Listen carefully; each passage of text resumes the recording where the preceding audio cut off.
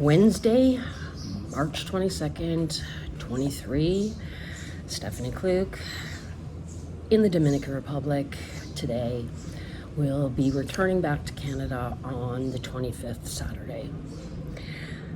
I'm making this video pertaining to the discourse I've just had with Dr. Dornbaum and a lot of my points because I don't want to forget anything.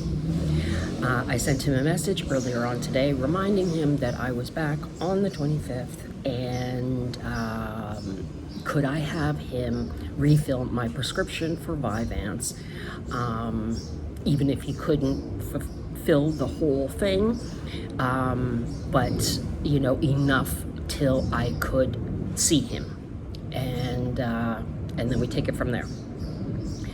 He sent me back a message stating that he cannot do that. We had discussed about Dr. Rambiar taking over this prescription,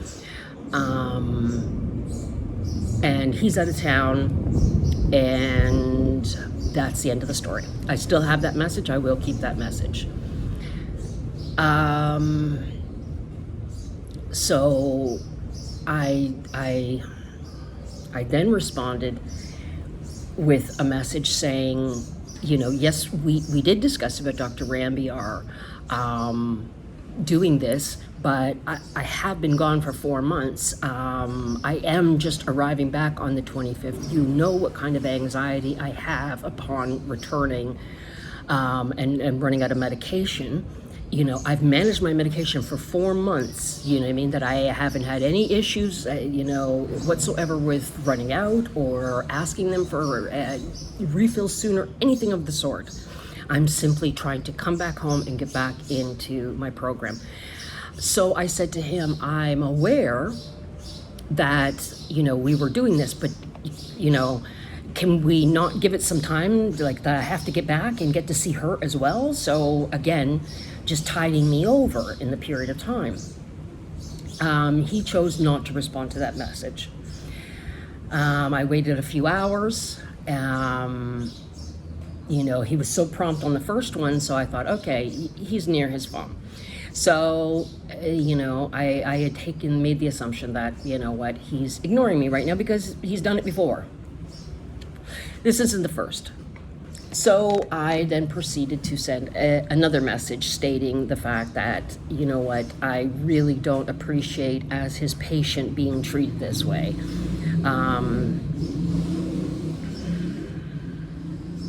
That I didn't do anything to deserve, being treated this way. And I don't want to get into that because I'm going to start fucking crying. But the bottom line is I was talking with him back in January from here in the Dominican. He scheduled an appointment with me because I told him I will pay him for the session. I understand OHIP cannot cover it while I'm out of town.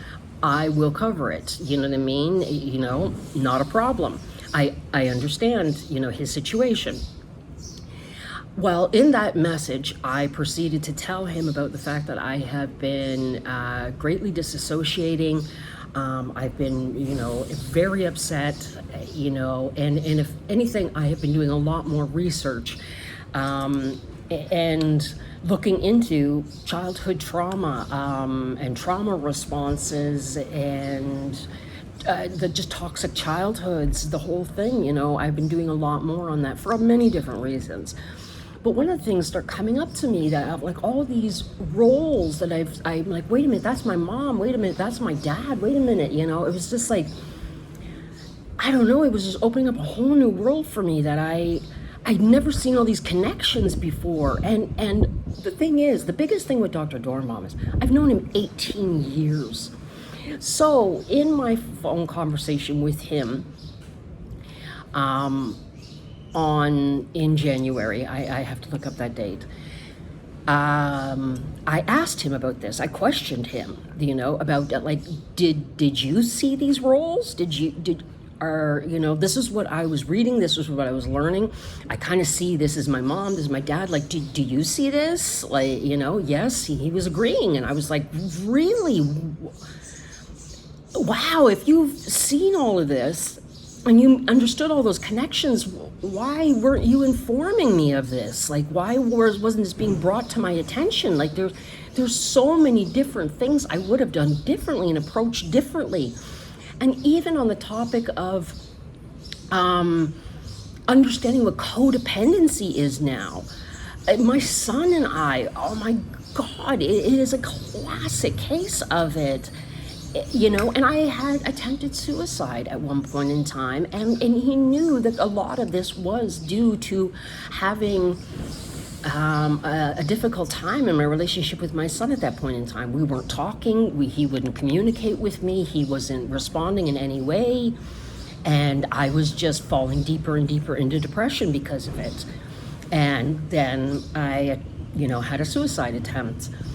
And he understood that, yes, there was other dynamics playing along with it, that yes, I'd just come out of a deep depression, a year or so before that. I had started on Prozac.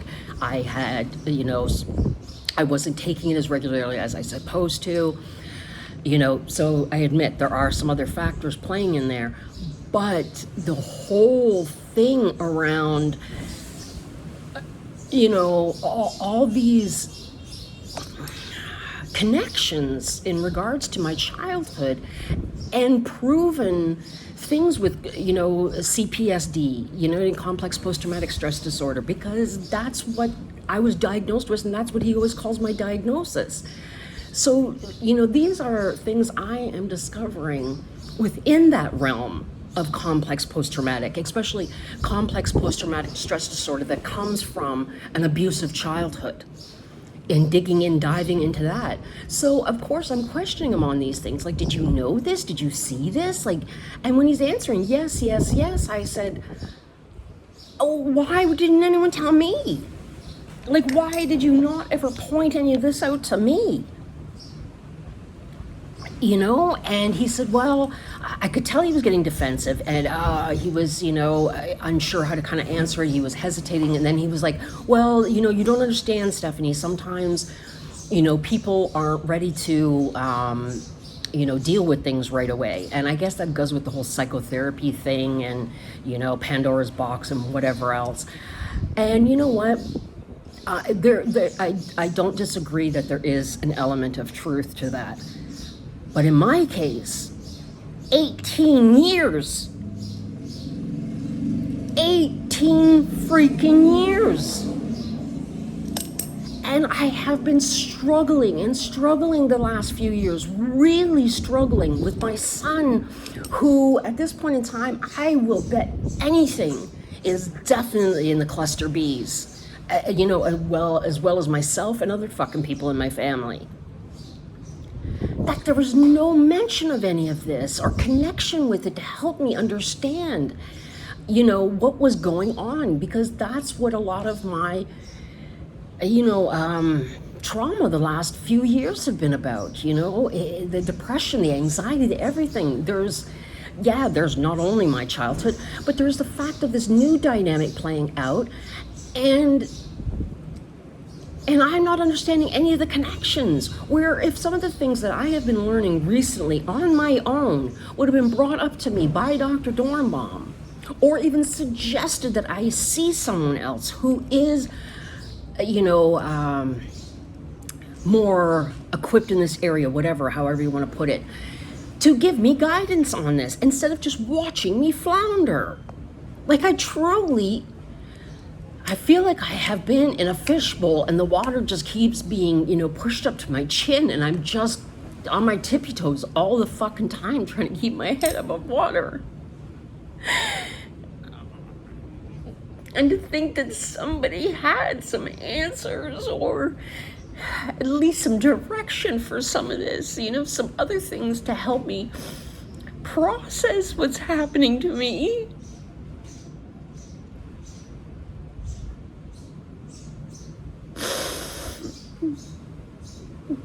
Why?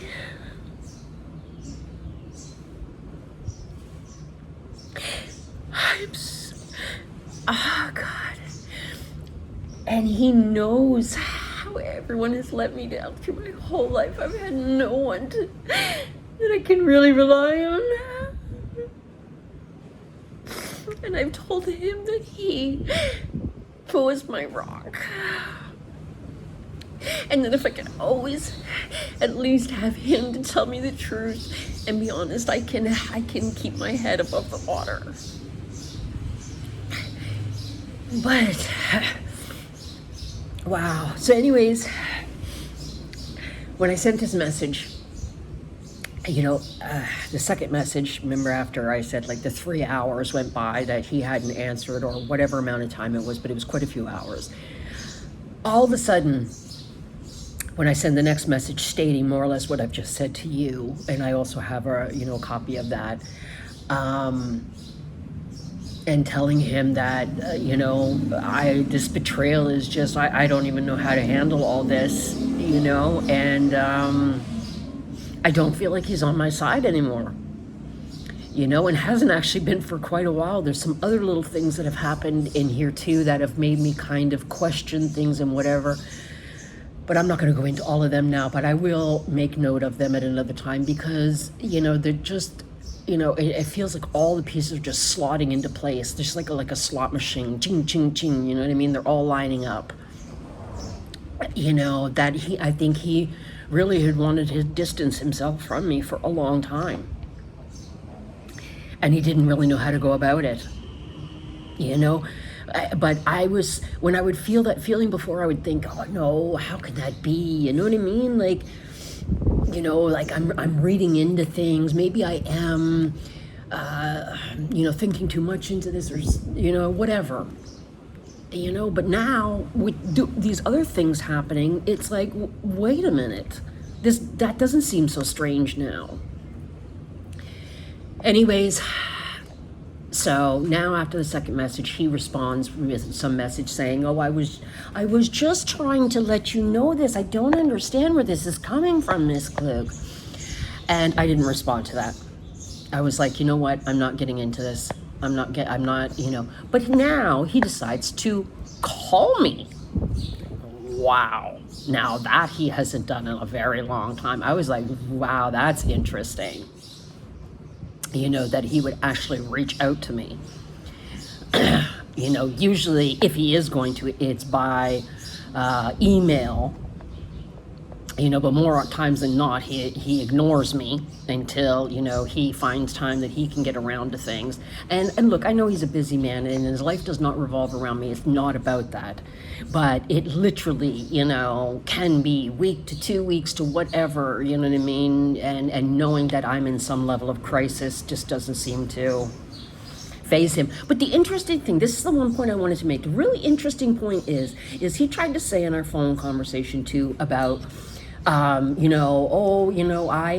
overextended my courtesy by having that one phone call in January, and I shouldn't have done that, because, I'm not really able to do that. And then I reminded him about the fact of how I was paying, and then he said, well, on top of that, he's been incredibly busy. And he goes, I remember telling you that too. And I said, that's really interesting, because before I left, you had availability to see me every week. No problem. No problem. There was no difficulties in finding time for me. But isn't it interesting? As soon as I leave, it's extremely difficult to find time for me. That's one of the interesting ironies I'm finding.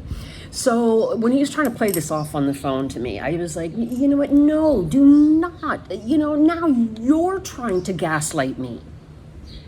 Like, what the fuck is this? What is wrong with fucking people? So, oh my God, I'm sorry, fuck. I'm not accustomed to doing this. So, I explained to him about, the prescription thing and whatever else. And then he said, oh yeah, and by the way, I couldn't do that anyways because, I'm legally not able to do that based on, I haven't seen you in this many months. Wow, interesting. But he tells me that, what I'm supposed to be seeing Dr. Rambier. And I said, it's a Saturday I'm coming in. like, but no one's around on Saturday. This is about me not running out of medication. And he said to me, well then, why, you can go to a clinic and they'll give you a prescription.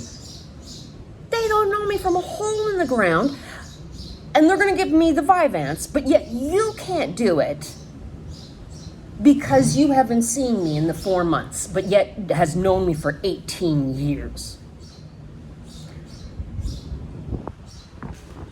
I'm not understanding that one. So I more or less just said that. I was just like, you know what, Dr. Dornbaum, I don't believe this bullshit. Like, you know what I mean? This is not making fucking sense. And, I know I'm a little crazy. I see you, for crying out loud. You know what I mean? But, it does not give people the right to be able to fucking gaslight me because, of already having mental health issues. And so many fucking people think they can.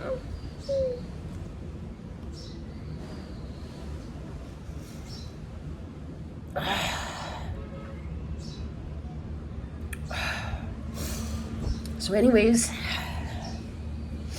I told him that I no longer have confidence in him, and I would like him to send over my files. All my files. And of course he just, I'm sorry to hear that, Ms. Klug.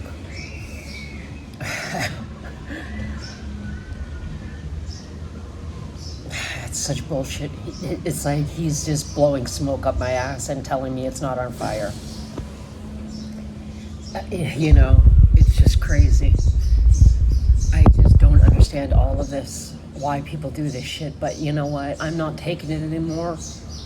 I am just tired of people thinking that they can just keep fucking with me. So anyways, I wanted to make note of this, and then when I have the other things come to mind, of the other things, I will, take note of them too, but I just wanted to make note of things that had transpired while it was fresh. It's fresh, all right. So that, yeah, okay. Also, by doing this, I'm hoping to kind of get it out of my head, so I don't ruminate over it, for hours and days to come, and drive myself absolutely mad. So this is, I'm trying to get it all out so that I can then tell myself when the rumination starts, because it will start, that, I can say, you made a video, you got your points out there, you've got the messages, you've screenshotted them, you've got, all the different things, just, you've got it cataloged. Just think about the other things that you have to think about, which is trying to get home, getting back onto a plane, and getting back, to Toronto, and then from there, I do what I need to do, but, I'm hoping that this will aid in the rumination that will start, because it's just too unbelievable. Like, you just go over and over in your head, because you're just like, am I seeing the right things? Like, did I really experience that? And the fucked up thing is that's exactly what I've been doing with my son for the last 3 fucking years, and he knows about this. You know what I mean? Until I finally had proof that it's not me. He's gaslighting me. He's, doing this bullshit. You know what I mean? And I finally found proof of it and told Dr. Dornbaum about it. You know what I mean? That I have proof. He's been gaslighting me. This is bullshit. So, wow. This is just so fucked up. I swear to God. And strangely enough, I'm not disassociating right now, which is really kind of interesting in a way. I'm glad for it, but at the same time, it's kind of freaky. It's like, is it gonna pop up later on? Like, am I gonna, like, because now I've been starting to get worried, in the last few days about, returning and all the anxiety with this and that and the other thing, like, am I gonna have a panic attack that comes up because I'm no longer, taking my lorazepam or clonazepam, and I haven't been for quite a few months, and I've been able to manage to get, my anxiety under control, which has been really good. There's been a lot of positive things that have come from being down here and being away from all that toxic shit, and it's been really good. Like, I've got off my doxepine. For at nighttime, I'm actually still sleeping quite well. I haven't had any panic attacks, and I, have learned to talk my way through it more. Just journaling, I more research. That was the whole thing of why I've come up with understanding of all these things of childhood trauma and everything, because that's what I've been doing down here. I've just been spending a little bit every day, listening to another topic, another seminar, another something on it, learning about it, and thinking about how it applies to me and the connections it makes in my life, and just all that, which is very positive. But at the same time, it's been also freaking me out, because I'm just like, if this would have been stuff that I would have been made aware of years ago, I would have made many different decisions. I would have understood the role we were all playing. That this was a role we were all playing from my fucking childhood trauma.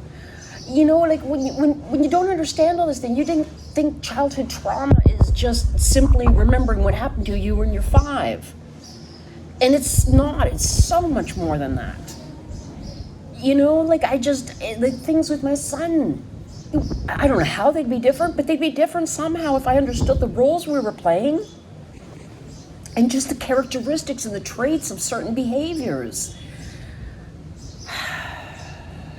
Like, I should not be in this position for somebody who's been seeing a therapist for 18 fucking years. End of story.